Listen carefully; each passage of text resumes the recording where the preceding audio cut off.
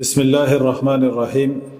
آج سورہ فاتحہ کا لفظی ترجمہ اور اس کا مفہوم بیان کریں گے۔ اعوذ باللہ من الشیطان الرجیم، بسم اللہ الرحمن الرحیم۔